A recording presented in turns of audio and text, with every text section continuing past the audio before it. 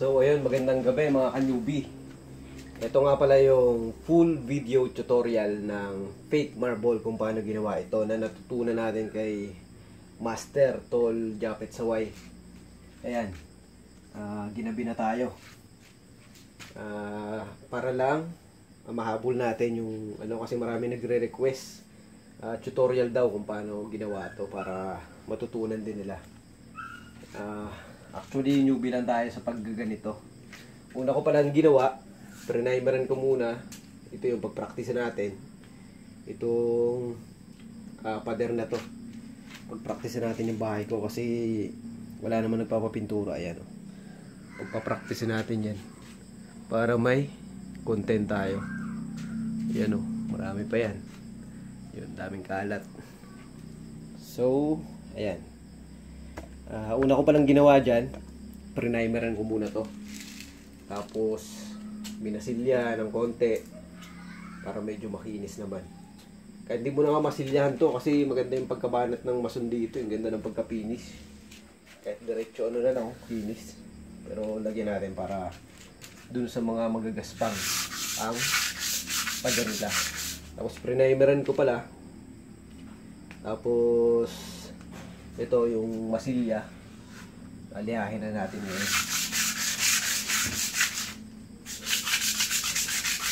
Shoutout pala kay Master Tol Japet Saway. Follow nyo rin yung Facebook niya. Marami kayong matututunan doon. Siya talaga yung master sa paggagawa ng mga ganito, yung mga design. Matutunan din lang natin to. Tinuro niya.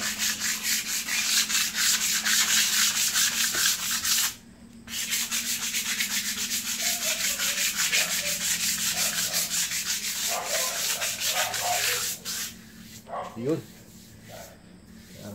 For the content lang. Naliha ko na rin kasi ang kanina kaya makinis na. Sunod niyan, pahiran natin ng primer ulit. Ito. Para kapit na kapit yung pintura. Ano pala to? Flat latex white yung ginamit ko. Kung ano lang yung available dito sa bahay para hindi na tayo bumili pa yung mga tira-tirang pintura. Ayan. Tapos patuyuin lang natin yan. Okay, patuyuin natin. Tapos pahiran natin ng ivory. Dapat umamaya naman. Ayan guys, mga ka-newbie, natuyo na yung natin. Ngayon papahiran ko na ng ivory. Ito gloss na to, gloss white para makinis. First coating. Ayan. Maliit lang naman itong ginawa natin. Wala namang pinagkaiba to sa kung malalaki yung trabaho niya na gagawin. Ito lang yung proseso. Pinturahan ito. Pero kung nakapintura na kayo, tapos gagawa lang kayo ng design, okay na rin. Kasi ganun din naman yun. Yan, first coating. Patuyin lang natin konti. Tapos, yun na. Pwede na siguro natin yun mamaya. Hanggang second coating lang tayo. Okay. Ayan mga ka-newbie. Tuyo na yung first coating natin. Second coating na tayo. Pag magpipintura ka pala, pagkasawsaw mo, dito ako sa gitna magsisimula para pantay. Ayan. Pero depende na rin yan sa hagod niya siguro. Pero sabi ng master, sa gitna lang tayo. Sa mga nakapanood natin. Yun. Newbie tayo. Kaya, gandahan natin, galingan natin. Ayan mga ka-newbie. Busog na tayo, kain na natin at tuyo na rin yung natin, yung pintura. Umpisa na natin yung video natin. Ito pala yung mga gagamitin natin. Ito, meron tayong Rose Sienna na water base. Ayan, meron tayong lamp black. Puro water base lang yan mga ka-newbie. Tapos meron tayong gray. Black to na hinaluan ko lang ng white para makakreate tayo ng kulay gray. Siyempre, meron din tayong Venetian red. At ito, burnt sienna. Ayan po, parang kulay orange na brown. Siyempre, kailangan natin ng pencil brush. Importante yan para sa mga crack. At siyempre, itong mga foam natin gagamitin natin. Importante yan. Tas tubig. Ayan. Ayan yung gagamitin natin. Yung kulay pala na yan ay ano yan? Gloss white. Ayan. Medyo makintab na yan. Umpisa na natin. Una. Itong sienna muna yung gagamitin natin. Pantaas. Ayan. Dito muna lang sa taas.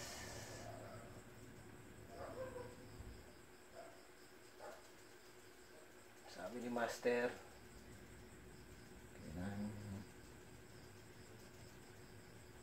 binavibrate natin yung kamay natin para makakreate tayo ng realistic na fake marble. Ayan.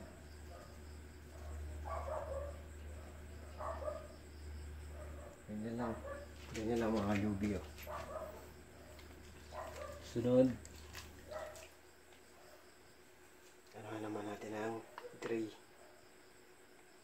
tayo. Medyo alanganin.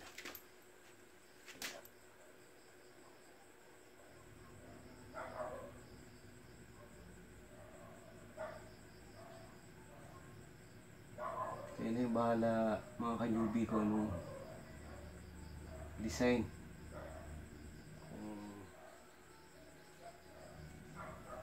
Ayan o.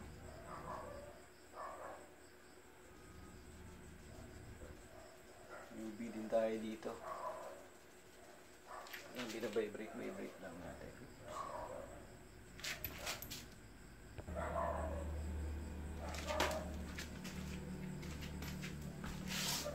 Yan, lipat natin yung camera kasi alanganin. Kailangan medyo nagbabibrate. Kamay natin para makakreate tayo ng realistic na fake marble, mga kalubi. Yan. Lubi din talaga tayo dito, kaya sinusubukan na natin yung ginawa ni Master. Ayan o. Sunod, advice lang mga newbie, yung foam na gagamitin natin kailangan hindi matubig para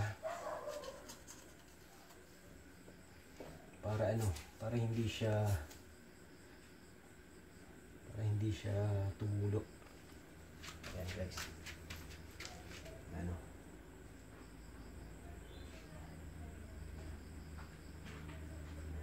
sa kanto, yung kanto guys. Ito. Yon mga kanyubi, i-timelapse na nga natin to at gagawa pa ako ng yelo. Pagpasensya nyo na ho at talagang sobrang busy lang talaga ako. So, ito na nga.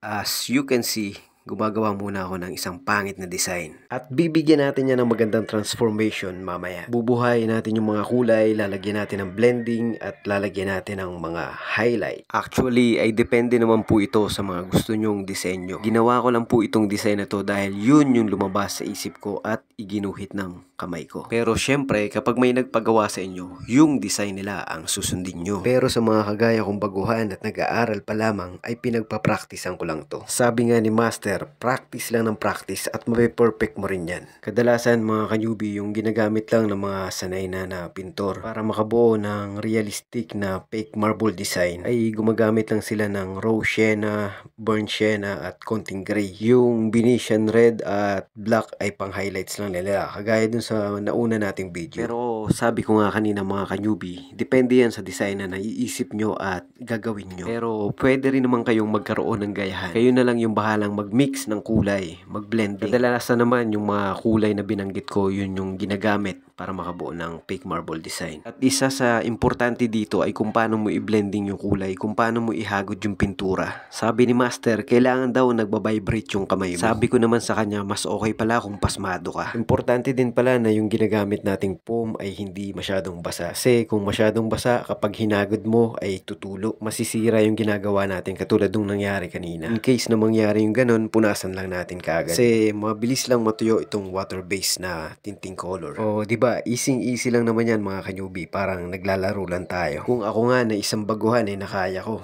kayo pa kaya? Actually, hindi naman ako yung gumawa ng unang design na nakita nyo. Bale, si Master yung gumagawa nun at nagpapaturo lang ako. Saktong in-upload ko sa Facebook at maraming gustong matutunan kung paano yun gawin. Gusto ko namang i-share kaso hindi ko naman pwedeng basta istorbohin lang si Master para sa content lang. Kasi busy din yun at maraming ginagawa. Kaya ako na lang yung gumawa para matutunan nyo rin at sabay-sabay tayong mag-aral. Itinuro na rin naman niya sa akin kung paano ang proseso at paano to gawin. Sabi ko nga kay Master Tol Japet, Master, hindi ko ata kaya yan, mahirap. Sabi naman niya sa akin, walang mahirap, kaya mo yan. Hindi mo yan matututunan kung hindi mo susubukan. Kaya naman sigurado ako na kayang-kaya nyo rin yan mga ka-newbie. Hindi po talaga ako sanay mag-tutorial. Gusto ko lamang po talagang i-share kung ano man yung natutunan ko. Kaya heto, panoorin nyo na lang kung paano gawin habang nakikinig kayo ng music.